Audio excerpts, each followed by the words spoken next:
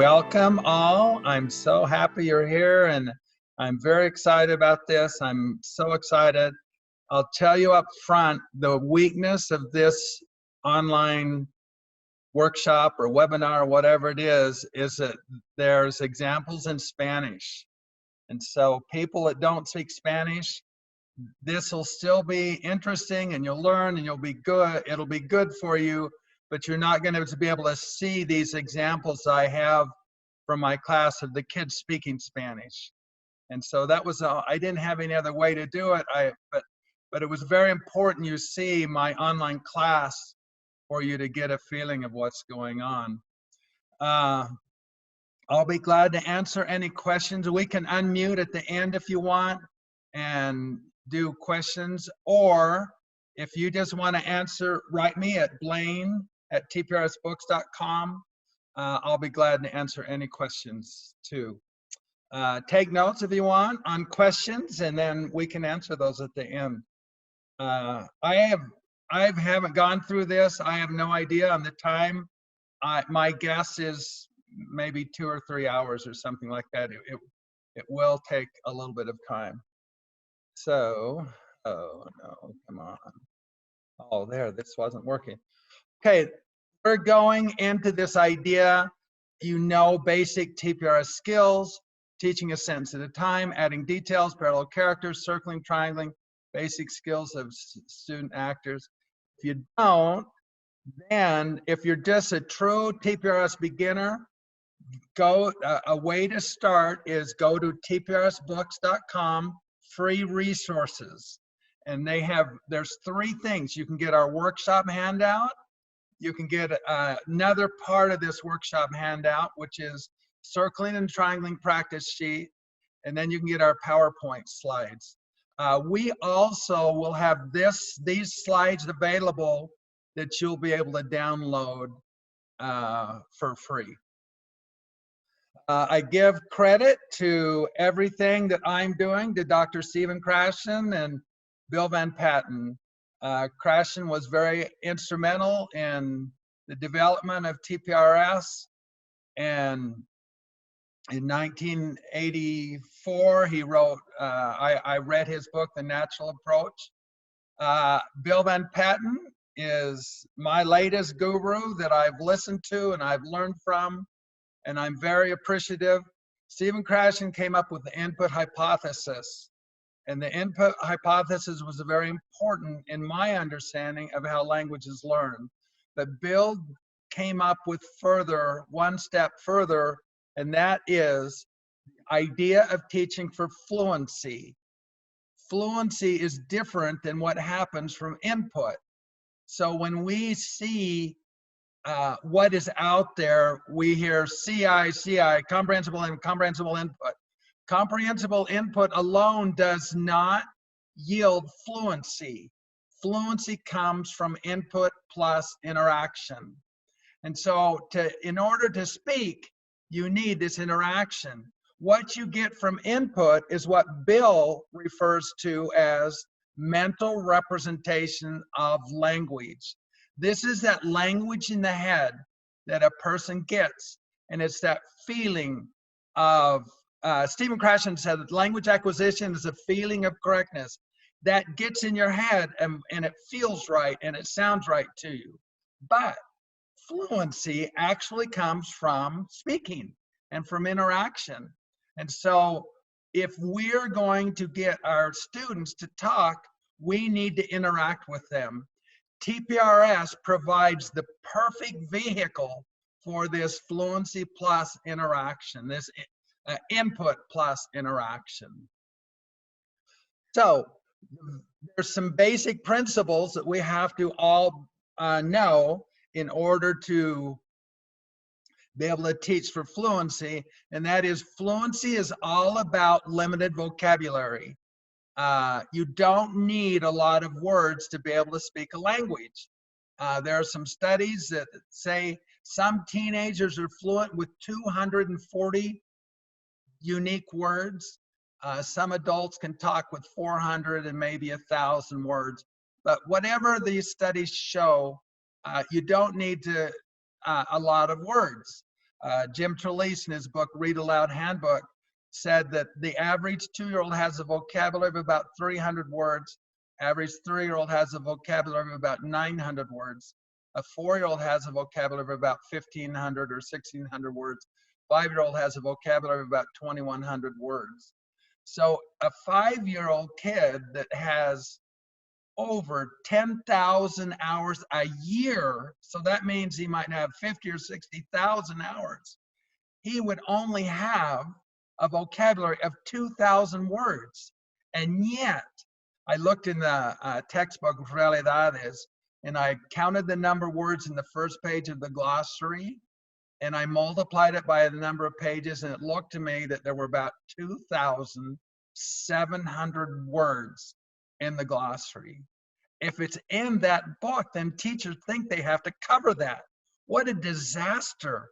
What a recipe of failure for teaching language, because you feel like you have to cover those words. The only way that there's not two ways, but the only way that you can teach students how to talk is to be focused on the most frequent used word, the most common words of the language.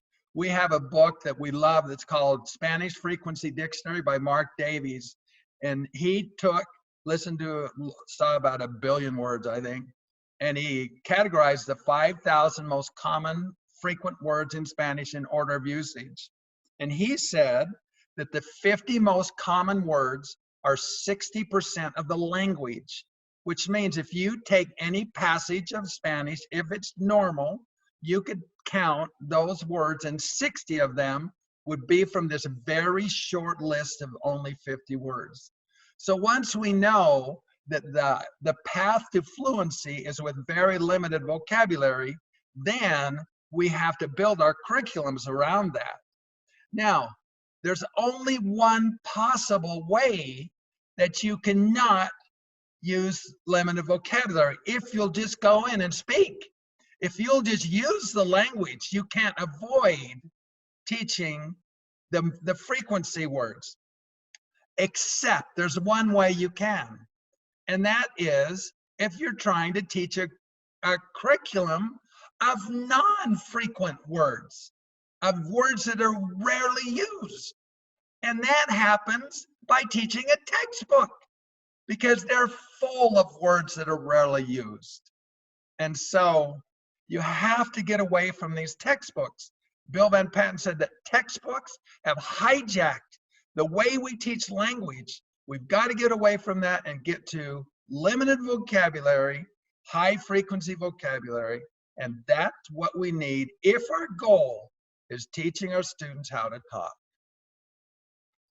So we focus not only on the most frequent vocabulary and the most frequent words, but we also focus on the most frequent verbs. And the reason is because the verbs are the key to a sentence. You can't make the sentence make sense without the verb. Language acquisition is a slow process. Bill Van Patten talks about this. Using comprehensible input speeds up the process, but it's still a slow process. One thing that I've learned from my online classes is just how incredibly repetitive these classes have to be in order to acquire language. I'll talk about this as I go through this. So I think our students are screaming at us, be patient with me. I'm trying as hard as I can. That just means let's go with their speed instead of our speed. TPRS curriculum has stories that are written to teach the 200 most frequent words. We have an emphasis on the verbs. So when we teach stories a sentence at a time. So the key to learning anything for fluency is to learn a sentence. And when you learn a sentence, you feel that you can say that sentence. You have the feeling that you know it, or feeling that you're getting it. A way for a teacher to tell is if a student knows a sentence is to ask a question with that sentence. So if the sentence you're teaching is, John is a boy, you turn to the student character, John, and say, John, are you a boy? If he can answer back, yes, I'm a boy, then that is evidence that the student knows that sentence. Uh, this, this takes time. It doesn't happen overnight. My experiment has been with online classes. So I started this, and so I've got 3 online classes that are all on YouTube. The first class I taught that now has over 100 hours on YouTube, and I label them my advanced class. I then added another class. These started out to be grandchildren and homeschool kids. The second class was all a group of homeschool kids. But then I added another class. When I added the third class, I had to cancel the second class. So 2 of the kids from this second class went up to this advanced class. It's been pretty amazing to see how well they've done even in the advanced class. One of the girls from this canceled class is now taking both classes. I asked her last week, I said, which class do you learn more? In the advanced class or the beginning class? I really thought she'd say the beginning class, but she said she learns more in the advanced class, which I thought was very interesting. So these classes are all on YouTube, and this is why I'm here today, to teach you the things I've learned and how to teach these classes on YouTube. No, we teach them on Zoom, which is where we're on now. When I've given workshops, sometimes I've given the workshop and I've had all Spanish teachers. So whenever I had all Spanish teachers, why, I had the teachers teach my online class. And I did this several times. Last summer at Orlando, I had a workshop of all Spanish teachers, and so I had them teach my class. And this worked really well at first because I trained teachers how to teach beginners. But by this time, by last summer, these students were not beginners anymore. And so this was a different situation. One teacher made a comment about something, and one of the students answered the question by saying, tengo un dormitorio con 102 elefantes muertos. And the teacher didn't know what to do. Well, in TPRS, the teacher's in charge of the story. So the teacher either validates that, or the teacher says, well, why do you have that many elephants? Or how did they die? Or something that says, yes, that's right, that's a fact of the story. Or the teacher can say, oh no, there's only 99, or something like that. So anyway, the teachers taught the class, even though it was a little bit hard because the kids were so advanced. At the end of the class, one of the teachers who had taught this class said, boy, those kids are amazing. She said, I grade the AP test and the oral part. And she said, if I were grading them, I would give them a 4 on the AP test. When she said that, I thought, oh, that's ridiculous. There's no way these kids are at an advanced college level of speaking. But I've since found out that they are. And so this has been an amazing thing. I knew they were good, but I wanted to get an outside judgment of just how good they were. So I decided to give an oral proficiency interview. So I wrote to BYU, where I went to college, and said, I'm interested in having some students tested with an OPI. Do you guys have that available? And I said, these kids have only had Spanish 1. And the guy wrote me back and really said I was stupid for even thinking about testing these kids on an OPI. He said, we don't do that until our students have had 4 years of college Spanish. And so I just thought I was going to do it. I want to do it anyway, just to see where they fall. in the cost of the test, the OPI interview cost $144, but I found out there was a computer version of it for $105. So I had 3 of the kids of the class. Just the class is, there isn't big gaps of where they are fluency. I think they'd all do about the same on this test. So I had 3 kids take it just to get an idea of where they were. They took it on a computer, and this made the test a lot harder, because if it's live, they can adjust your language for wherever level you are, but a computer can't do that. The computer just asks questions, and the kids took the test and they felt they did bad.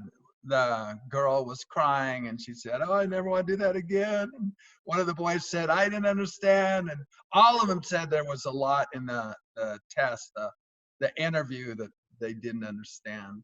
Part of the interview, by the way, the OPI interview, was where they're given a situation in English and they have to ask questions. Like they'll say, "You're at an airport, you need to get to there. Tell me some questions that you'd answer to get there." And it's a situation like that. Well, that would be very easy for TPRS students to do, because all we do is ask questions and answer questions. And so anyway, we got their score back, and the results were much more than I expected. These kids tested at an intermediate mid. And it's hard to know just how advanced that is until you do a little bit of research. So I looked online and saw how good an intermediate was, an intermediate mid. And it turns out that that's where you would expect your students to be after years of high school Spanish. It was on Talking L2 podcast with BVP in the January 15th. I'm pretty sure that date is right. In second week of January, he talked about his goal at Michigan State was to get at the end of level 2 in their department. They wanted to get 50% of their students at an intermediate mid level. But he said that goal was way ambitious, and he said they weren't close to that. And so he was doing that with elite students at Michigan State University in 2 years of college Spanish. Well, 2 years of college Spanish is like 4 years of high school, I've heard. And so this was really an accomplishment to get these kids at an intermediate mid-level in less than 100 hours. All of this is on YouTube. You can see it, but I'm going to show you a lot of examples of these kids so you can see, to show what I do in class and to show how the kids can talk. So my first question was, the first class had 3 grandkids, which were the 3 that we did the OPI on.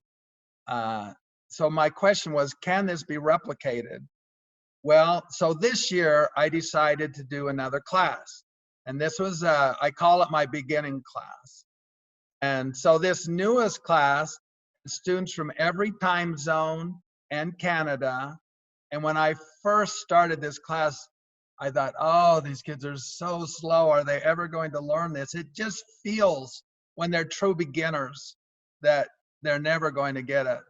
But now they've had 35 hours, what they can do. Their Spanish is amazing. And again, it's on YouTube, and I'm going to show you examples of the beginning class and the advanced class so you can see what these kids can do.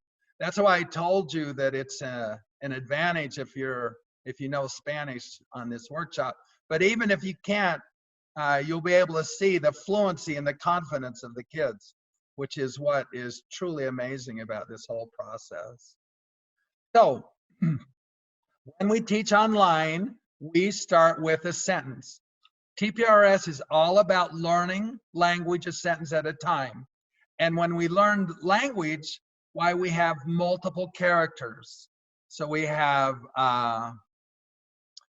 what we call the main character. So with this slide right here, the main character is Bart.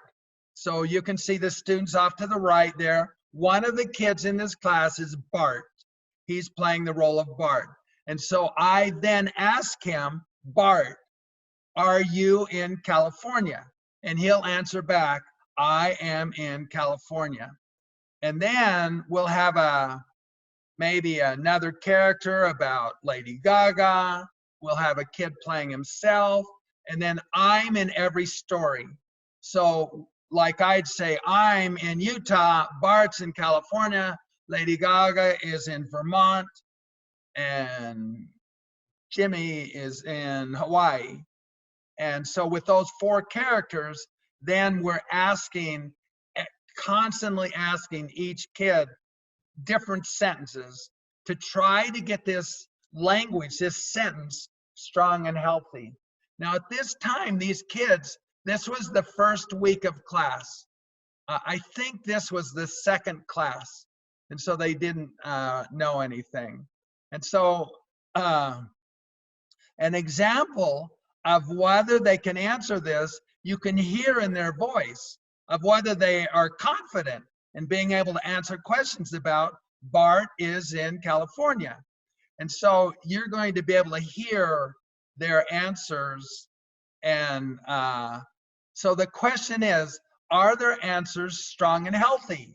Meaning, are they answering with confidence, accuracy, and no hesitation? So here's what this class sounded like in the second class. Correcto. Bart, ¿dónde está Baldwin? Baldwin está Boston, Massachusetts. Correcto. Baldwin está en Boston, Massachusetts. Baldwin, ¿dónde estoy? Usted está en Newark, New Jersey. Correcto. Estoy en Newark, New Jersey. Gladys, ¿dónde estás? Estoy en Atlanta, Georgia. Correcto. Estás en Atlanta, Georgia. Gladys, ¿dónde estoy? Usted está. Okay. Okay, you could hear that then? Carolina, I can see you. Can you hear that? Yes, I could hear you perfectly now. Good, perfect. Okay. Okay. So I show you this, like Kelsey, the last one, when I said, Gladys, ¿dónde estás? She had 5-second delay before she could answer. And then Tyler, one of the kids, he said, usted, and he couldn't even say this, está, because they had no confidence in this sentence. And like está is the most, like everybody knows, ¿cómo está? And yet they didn't know this. So I just show you that these kids started out with zero fluency at all. They didn't know the most basic verbs of the language. They had zero fluency. And then after 30 hours, I tested them, and I put this on YouTube, and I tested them on the most frequent verbs of the language. This test is on our free resources on our website. And so there are questions like, ¿eres un chico o una chica? Are you a girl or a boy? And then, ¿dónde estás? Where are you? And then I'd say, ¿puedes hablar español? And then I'd say, ¿te gusta comer pizza? One of the questions was, ¿qué haces cuando no estás en la escuela? And so I asked those questions to every single kid. And at the first of the interview, I said, how many hours of Spanish have you had? And they all said they'd had about 30 hours of Spanish. So after 30 hours of Spanish, this was, I just took a little piece of this interview to show you where the kids were. Correcto. ¿Y tú vas a Hong Kong? No, no voy a Hong Kong. ¿Fuiste a Hong Kong? No, no fui a Hong Kong. ¿Quieres ir a Hong Kong? Repítamente. ¿Quieres ir a Hong Kong? No quiero ir a Hong Kong. Quiero ir a... ¿A dónde quieres ir? ¿Sí? ¿A dónde quieres ir? Quiero ir a. Quiero ir a París. Oh, Es obvio. excelente. París es Sí. excelente. ¿Fui a Hong Kong? ¿Sí fuiste Sí. a Hong Kong? Okay, so I show you that to show that she could answer these questions with ease on basic verbs of the language, and that shows where they had come after 30 hours. It's interesting that the only word that she didn't know was how to say repeat. She said repitamente. And she said repitamente because she had never heard me say repeat. Because in TPRS, we don't repeat anything. We never have the kids repeat. This is all interacting with the kids. So the TPRS is all taught by asking questions. We would never have them repeat or say something just to say it. So as the kids get better and better, the sentences got more complex. And so here we have, before writing, this kid should talk with a girl to know her opinion. And so this was the sentence that we were working on right then. And then, so the kids work on it. And then I also, at the end of every class, I have them just talk. And one thing I like to have them do is just describe the story, describe what was going on in the story. And so here in this situation, I had one of the boys tell a little bit about this story, his opinion about this story, and then just talk about his life. So here's an example of him talking. Directo. Felicity es la sirenita. Oh, yo soy el entrenador para todos los pingüinos que saben el pingüino. Yo soy la Correcto. traductor Y el para pingüino todos muerto. los libros de Dr. Who's. Es correcto. Tyler es entrenador del pingüino hula. Pero yo soy la entrenador para todos los libros de Dr. Who's. Es muy importante. Dr. Seuss Importante. es mi héroe. Qué bueno, qué bueno. Ok, Tyler, puede hablar. Puede hablar de tu vida, puede hablar de Aubrey, puede hablar de lo que tú quieres, o de Caden. Yo creo que todos los estudiantes en la clase no saben. Es obvio. Elsie piensa que es mejor y no es verdad. Alan piensa que no sé.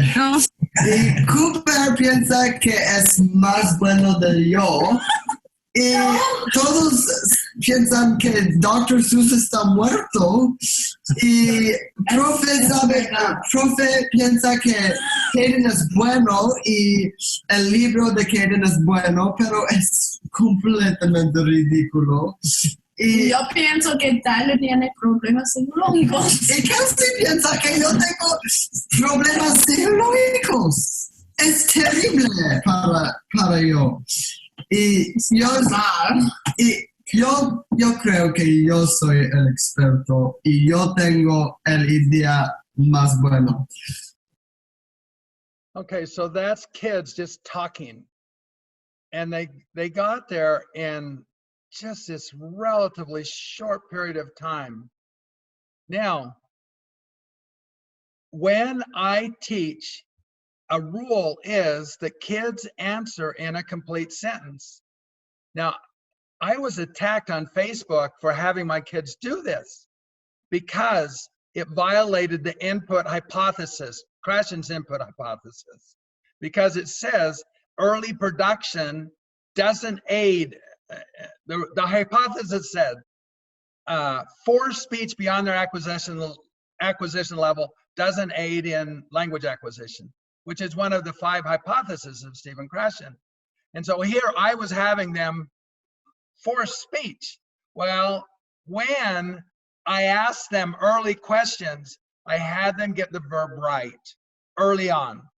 Always, all through, I had them answer in a complete sentence and with the right verb. So if they couldn't answer with the right verb, they read their answer.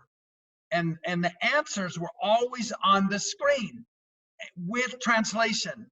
So if they didn't know how to say I am, estoy, they could read it on the screen, estoy.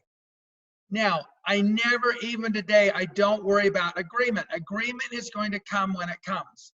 But verbs, it's very hard to understand if you say, yo tiene, he has. Now, that's the way kids talked, the way we used to teach with TPRS.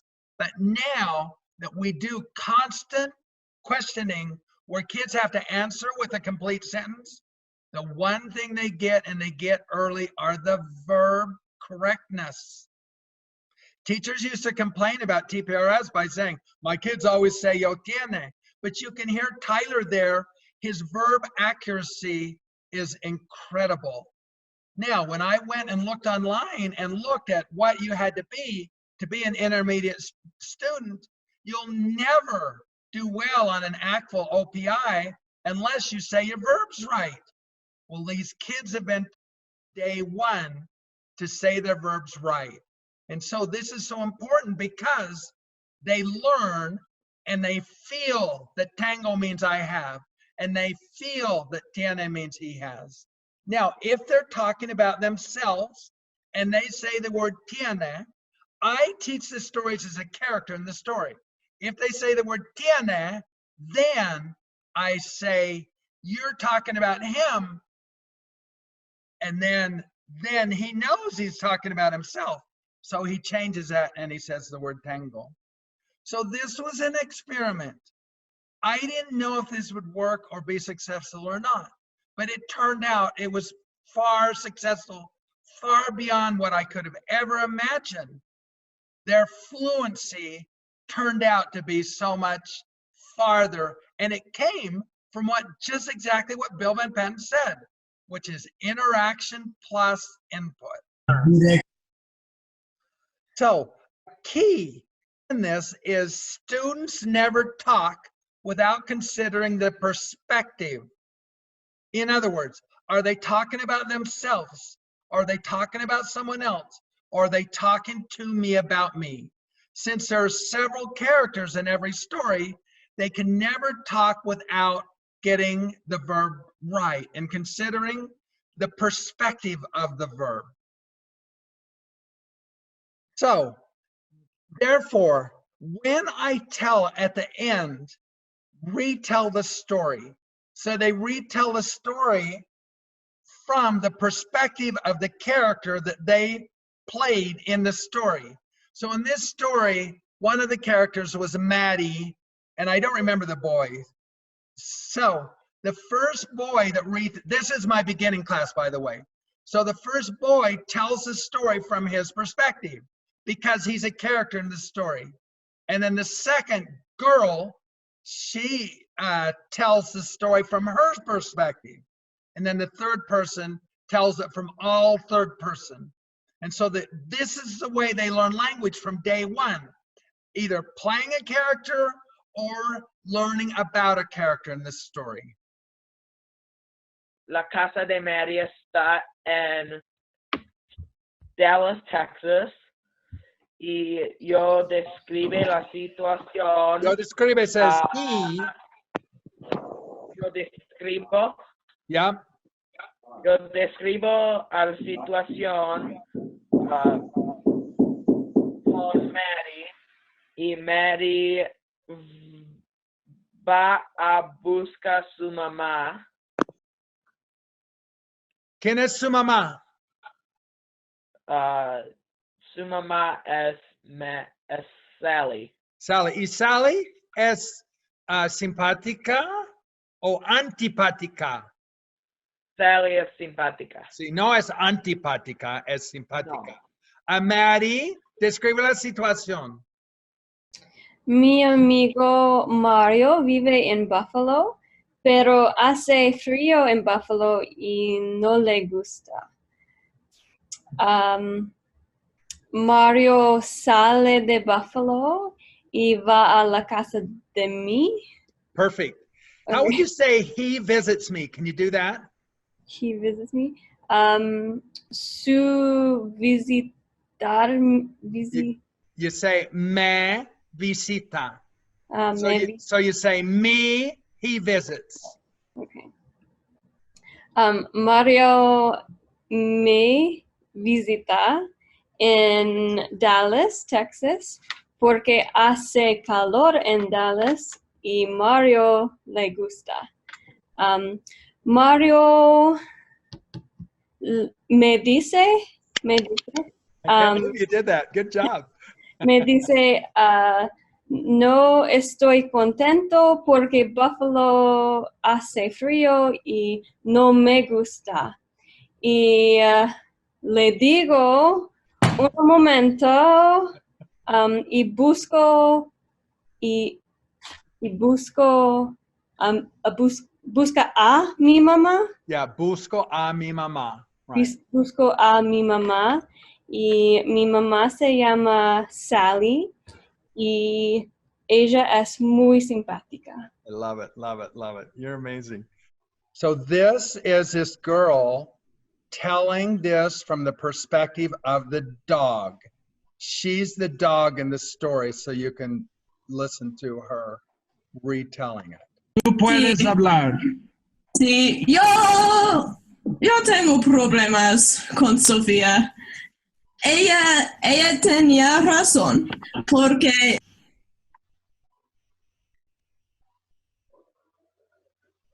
el cuento no es el cuento de Bart. Es obvio. Bart es mi dueño. Él es un chico excelente. Me gusta mucho, pero no es su cuento. Es mi cuento. Es obvio y probé. No es tu cuento también. Y es un conflicto grande porque Sofía no tiene razón ahora porque ella piensa que es su cuento propio, pero es ridículo. Y yo tengo mucho... Es ridículo. Yo tengo muchos problemas porque yo tengo muchas colecciones de rocas. Son muy exóticos y muy impresionantes y es excelente, es obvio. Encontró. He did. How does it? Sí, encontré, correcto. sí. Encontré la colección enfrente de Big Ben y no sé si es legal o es ilegal, así que yo tomé, ¿sí? Tomé, correcto. Yo tomé la colección porque era una colección muy grande y muy importante y gratis. sí, es gratis, así que era excelente para yo. Era excelente porque era una colección gratis. Sí, es obvio. Porque alguien dejó la colección enfrente de Big Ben, ¿correcto? Y no sabemos si quería vender la colección o quería dejarlo para una persona, para una colección para su perro. Dos posibilidades.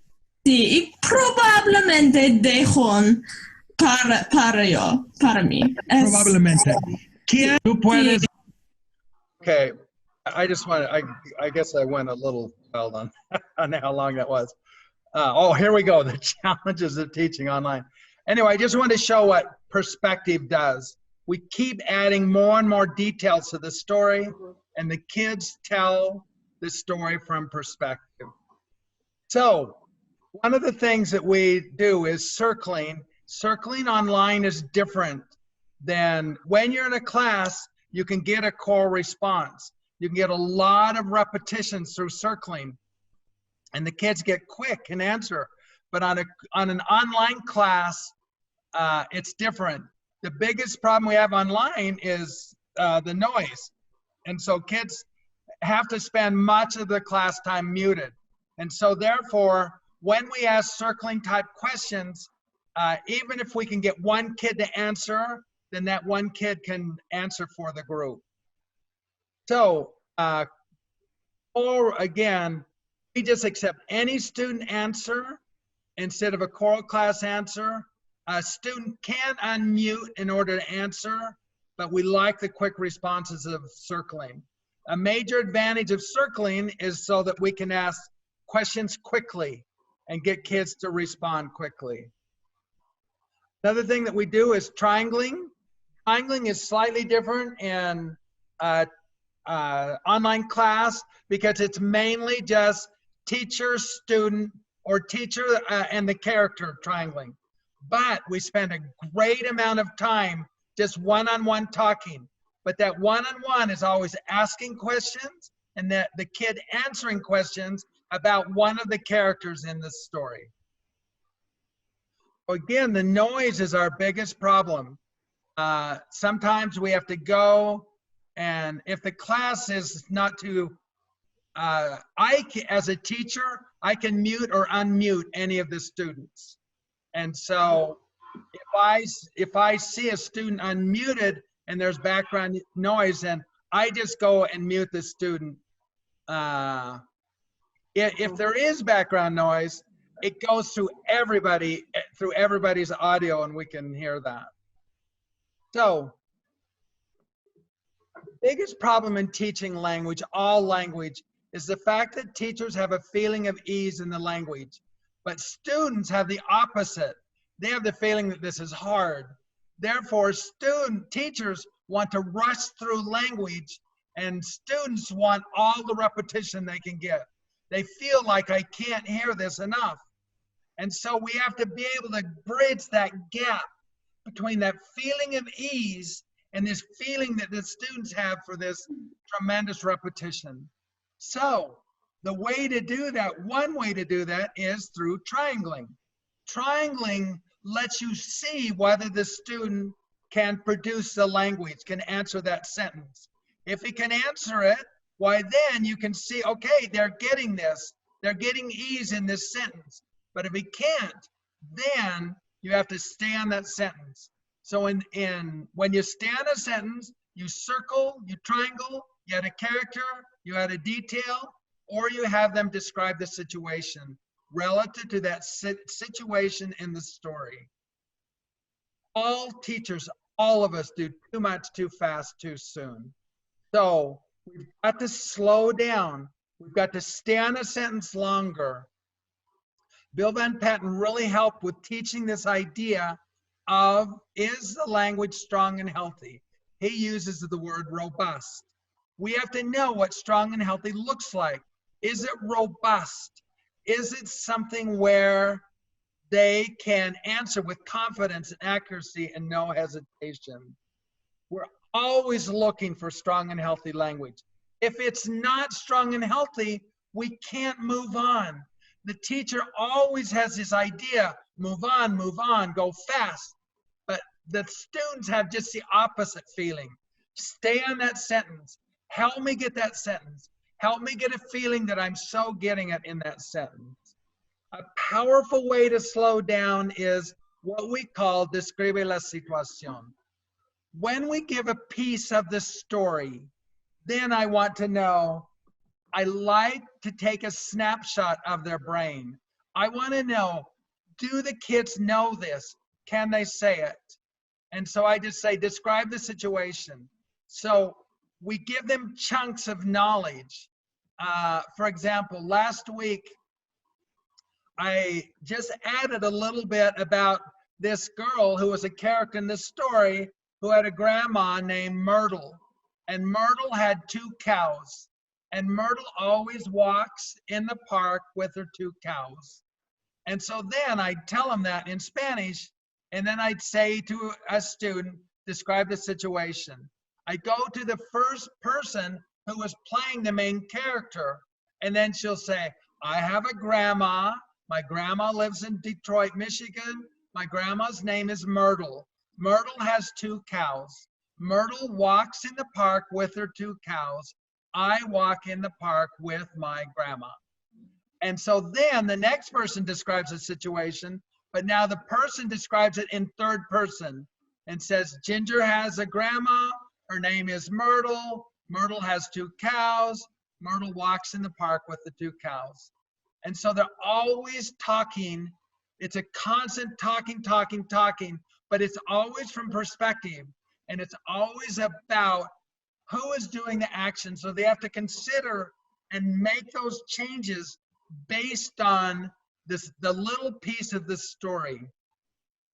I spend a tremendous amount of time on describe the situation. I love it because it lets me see where my students are.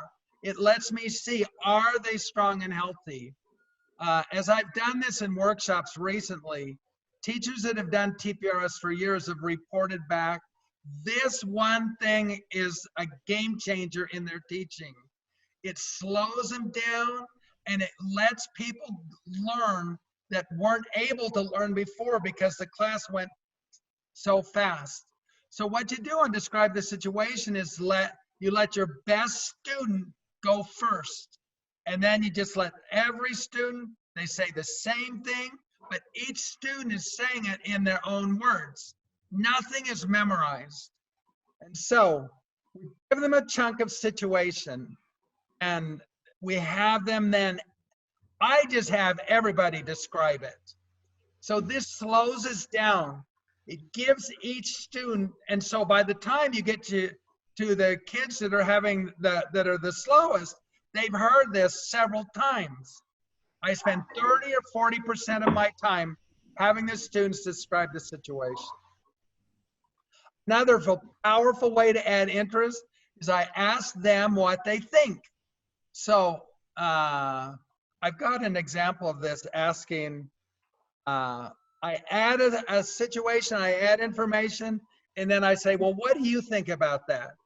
As the students become more advanced, their opinions become more powerful and they express their opinions more and more. So this is an example of a girl describing the situation. Describe la situación de Ginger. Okay. Ginger vive con su familia en Baltimore, Maryland, con un perro. El perro se llama Dexter. Dexter come pizza. Pizza de personas con mucho queso. Sí. Y Ginger vive con una vaca y la vaca se llama ¿eso? Margarita, okay. Sí. Un momento, Claire, ¿tú tienes una opinión de Dexter? ¿Tú piensas que Dexter es un perro interesante, un perro diferente, un perro normal? ¿Qué piensas de Dexter? Dexter es un poco diferente porque Dexter come pizza de personas. Oh, sí, es obvio, ¿no? Yes. Dexter come pizza de personas. Y Dexter camina en el parque también. ¿Es diferente o normal? Un perro que camina en el parque, ¿es diferente o normal en tu opinión, Claire? En mi opinión es normal porque es un perro. Es un perro, correcto. Muchos de los perros caminan en el parque. En el parque. Correcto. Sí. ¿Y hay perros que caminan en el parque con vacas? No. No, es un poco diferente. Correcto. Un poco diferente. Sí. ¿Y Dexter camina en el parque con Margarita? Un momento. Ginger, ¿perro Dexter camina en el parque con Margarita, la vaca? No. Oh. Es una situación. Okay, so in talking about this story, we spent a lot of time talking about Ginger, who lives in this house in Baltimore, Maryland, and she had a small house. And she really didn't like her house because it was small in the story. And then she lived with her dad and her mom and her brother. Her brother was Jeremy, and then her little dog was Dexter. And her dog Dexter was an interesting dog because he ate pizza for people. And so when we went through this story, just last week in this class, I added past tense. So when I added past tense, why I started out the story by saying we have storyline in the present tense. And so we started out by saying Ginger lives in Baltimore. She lives in a house with her family and with this dog named Dexter. And I think she had 2 other pets, 2 other cows. And then, but she lived in Silver Springs, Maryland, in the park. And she lived in the park with 33 mini cats. And one of the mini cats was named Freddie. And Freddie was important because they had an association of cats in the park, and he was president of the Association of the Cats. But now he's more important because now he is secretary of all the cats in Maryland. And so I can't remember the numbers. We said, how many cats were in the park? There were 33 cats in the park, and there were millions of cats in Maryland. And so what we do on tense, what I did was make the time mean something. This is what happened when she was living in Silver Springs, and she was living with these cats. And so we add details. The details make the stories more interesting. The details mainly come from the kids. I ask the details, and they tell me. I said last week, I said, I live in Littleton, Colorado, but I lived in Medicine Hat, Alberta, Canada. And I said, I lived with 2, and one of the girls said, osos polares. And it just made me laugh. And I said, yes, that's right. I live with 2 polar bears. And so we always are adding information. When we use tense, we make it mean something. She is here, but she was there. So we're comparing and contrasting present tense and past tense. Now, some TPRS teachers start with present and past from day 1. That's certainly a good way to do that. I was just talking to Valerie, this girl, yesterday, and they've been doing this for years. And she said since they start from day 1, her kids are stronger in the past tense than in the present tense. My kids are stronger in present than in the past, but they're good in both past and present. Okay, so now one thing that happens as the class gets better, the kids get better and they get more confident. They take more control of the story. So, and this is the advanced class. This is what we did last week. And so we started out, I start out by just putting the first slide up there. And I just get the kid's opinion of the kid. So here, this kid, I think his name was Marvin. Oh yeah, it's Marvin. And the storyline is he had to take care of his cat. And then one day he decided he wanted to play professional basketball. So his cat went to live with his grandma. And so then he did that so he could play professional basketball. Well, the kids, when they got a hold of this turned out to be totally different. They talked about Marvin and they said that he wanted to control the world and that those basketballs that he had were really atomic bombs and that he made those atomic bombs because he wanted to control the world. And so we had this conflict between me and the kids, and they had their storyline and I had my storyline. And again, I'd always just say, describe the situation. So they would tell their storyline from their point of view. So you can hear a little bit of what class was like. Tengo información nueva que es muy malo para tú.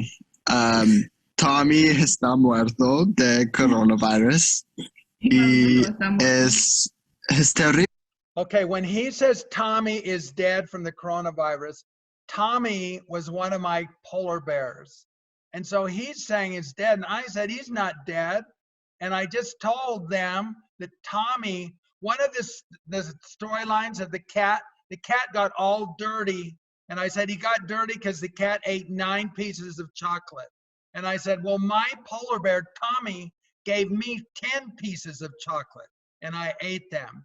So we're battling a little bit about storyline, which to me, since I give them that ability to do that, to say their opinions and to take over on the storyline. So when he's talking about Tommy, though, he is talking to me about my pet polar bear who gave me 10 pieces of chocolate. Pero es la verdad porque en la clase de español todas las personas quieren, lo siento, 2 de las personas quieren hablar de Tommy, de LeBron, de muchas cosas que no son importantes. Okay, this kid had a Lakers shirt on, and the cat, so the kids named the cat LeBron after LeBron James, since LeBron plays for the Lakers. And so when he says LeBron, he's talking about the cat who got dirty eating chocolate. Pero en el universo hay muchas cosas que son peligrosos y el profe no quiere hablar de las cosas. No, Pero ahora, Marvin. Okay, the kids were mad at me because they said Marvin is building these atomic bombs because he wants to control the world, and you want to talk about this cat. Casi tiene control. Control. Oh, fácil. Marvin casi tiene control de todo el universo porque él tenía muchos planes que son planes buenos, pero para malas intenciones. Uno de los planes es la coronavirus y su abuela está muerta porque él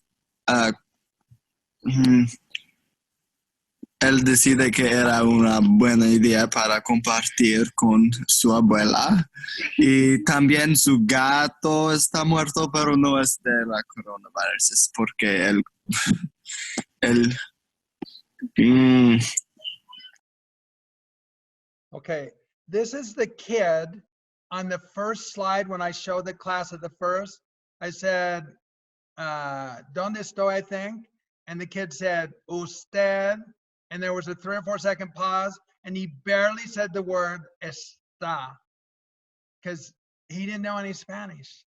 And now they just talk like they've had Spanish for years. He's obviously one of them that took that OPI and was at this advanced mid. So what we're doing with triangling and with Describe la situación, it's a formative assessment. And so we're always listening. Is their language strong and healthy? Strong and healthy language is the language that they produce. I remember in one of the stories one time, I was saying tiene que, which is has to. And I'd say, tiene que hablar. I'd say, tú tienes que hablar español. And the kid would say, sí, necesito hablar español. So I asked him, do you have to talk? And he said, yes, I need to talk. Well, that tells me that has to is not strong and healthy, but needs to is strong and healthy. And so that tells me to avoid using the word needs, but to use tiene que until it's strong and healthy. One of the words that was hard to get strong and healthy in their minds was dejar, which is let or leave.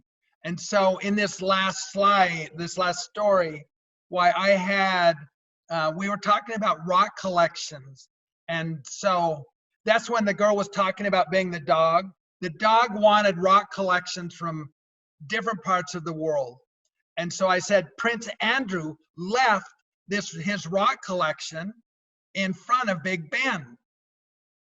And so that's when the girl was telling from the point of view of the dog. But we're always listening for where are they? What language is strong and healthy? When it's strong and healthy language, why, then we don't have to use that in our speech. Now, a lot of it we can't avoid, but some of it we can. And so, in other words, we've got to say, which verb do we use? If we know that one of their verbs is not strong and healthy in their brains, why then we use the one that's not, and then we try to avoid verbs that are strong and healthy. And so this hesitation tells you that it's not strong and healthy too. And so this is a process of getting kids fluent. So in all of these stories, I am a character in the story. I teach as a character in the story, not as a teacher. Now, every once in a while, I go out of character. And like in the one slide today, the kid said, describe, yo describe. I jumped in there and I said, describe is talking about him. He corrected himself because he was talking about himself. So I was out of character, but I went out of character to teach him about the language and try to get him a feeling of that verb. But I want most of what I do is taught in character. I've seen this in workshops that when teachers get the idea of staying in character, which we try to do 95 or 98% of the time, that takes care of a lot of bad teaching habits that they had before. Some teachers have grown up teaching with listen and repeat. So they'll say repite or repitan y escuchen. But we don't do any of that in TPRS. But when you have the idea of teaching the story as a character in the story, then that feeling goes away of having kids produce language which has no communicative purpose. So staying in character is the first thing that you have to do. The other thing is, this requires some lesson planning. So when you have the PowerPoints, you have a storyline, but you don't have the storyline for yourself. And so you have to devise a storyline about yourself and about the other characters. And you're trying to compare and contrast. So if the boy wants a cat, I want a polar bear. Something, so then I can ask the boy, what do you want? And then I ask him, what do I want? And then the kid has to say, I want a cat and you want a polar bear. And so as the stories get more complex, then my character gets more complex. And that's where I said the little mini situation there in this story last week was about my favorite polar bear, Tommy, who gave me 10 chocolates and I ate them. And so then when I say describe the situation, they have to say, you live in, I don't remember where, and you have a polar bear, his name is Tommy. Tommy gave you 10 chocolates. They really have to have advanced understanding of the language to be able to retell from perspective all the time. So for more repetition, we had characters or several characters. We had details to our story, quantify and specify. We had a little story about something that happens with a surprise. This is where I told you about the grandma who's named Myrtle, who had 2 cows. Okay, so now here's the next sentence in this story. And said one day the cat went to live with the grandma. And so now the kids are, I'm pretty sure this is a girl that didn't start in this class, but she started in the beginning class and I disbanded it, and then she came to the advanced class. And the only reason I wanted you to hear her Spanish was because now, even though when she came to this class, she was far behind the other kids, now her Spanish is caught up to the rest. So I just wanted you to hear them. Before I do this, Philip, can you ask your question? Oh, yeah. So I guess I could wait until the end. You'll probably get to it. But I teach a Native American class here in California, so language class. So I would have to edit the PowerPoints. Is that possible? Absolutely. I have one of these in Mohawk. Great, thank you. The guy took it in Mohawk, and I have it still on my computer in Mohawk. You can do any language you want. Perfect. Okay, that was my question. Thank you. Okay, good. We'll do questions at the end. So I just want you to hear this girl that jumped into this class and hear her Spanish where she is now. Sí. Ayer, mi oso polar Tommy tenía 10 chocolates. Me dio... ¿Por qué? Un momento, es información muy importante.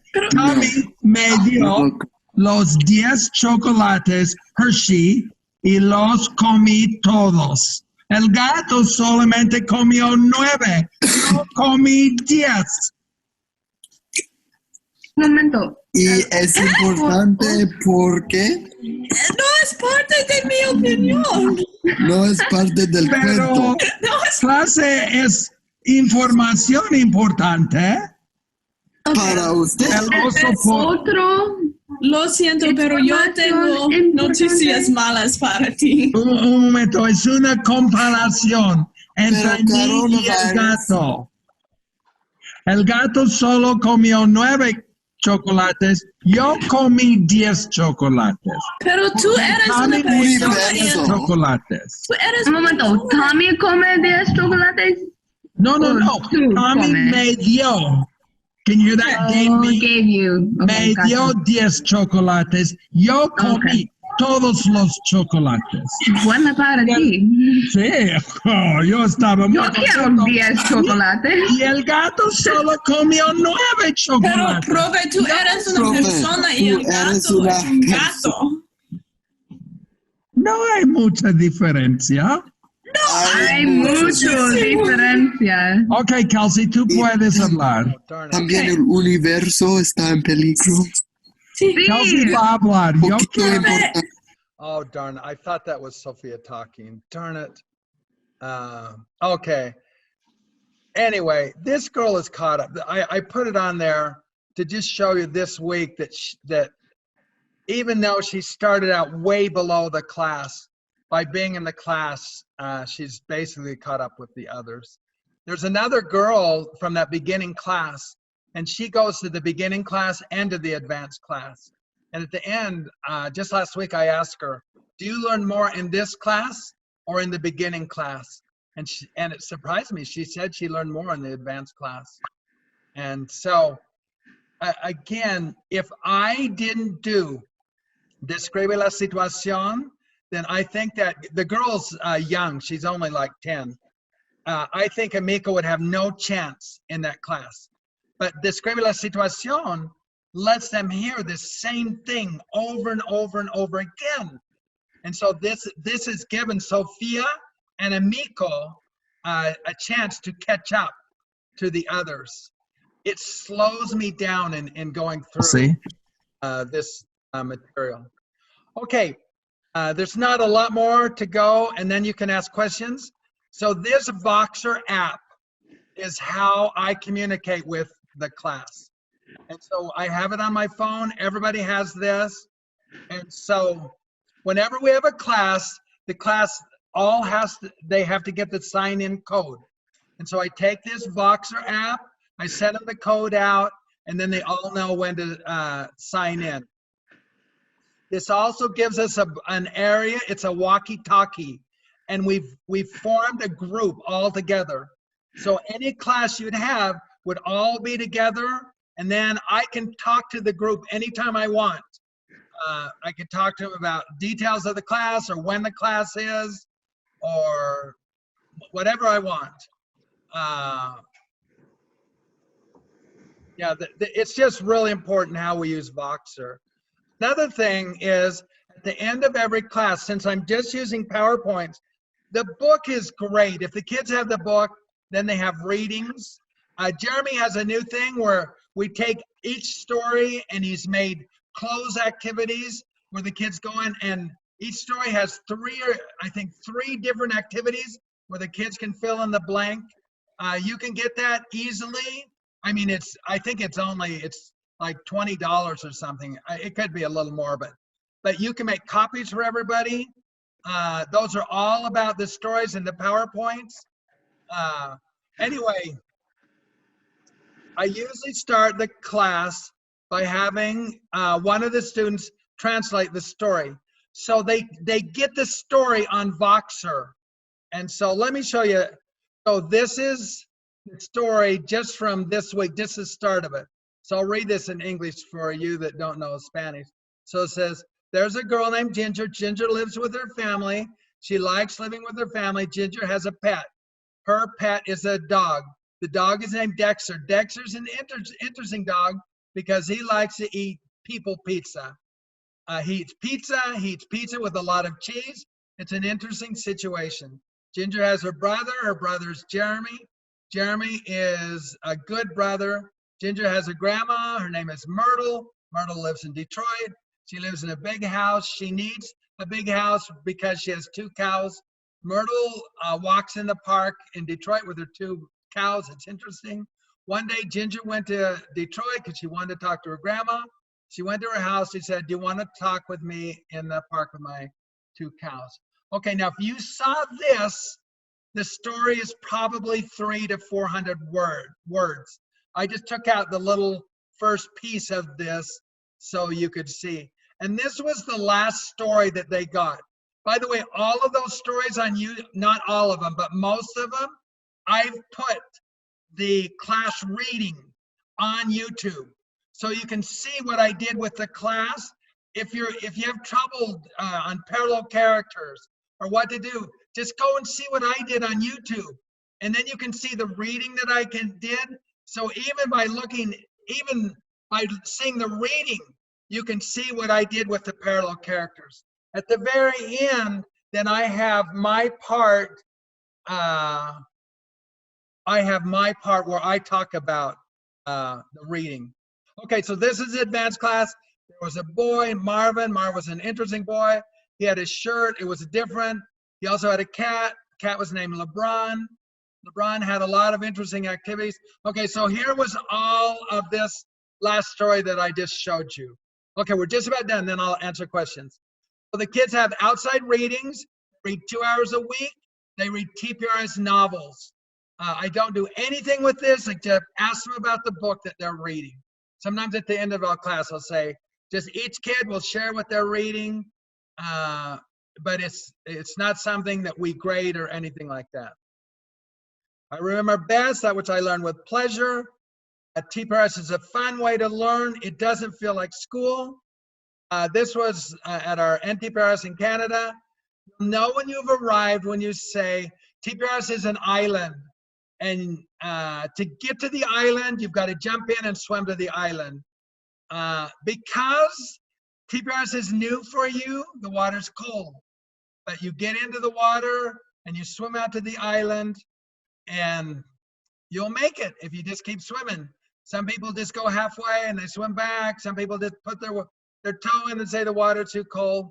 But those that swim to the island say, I could never go back.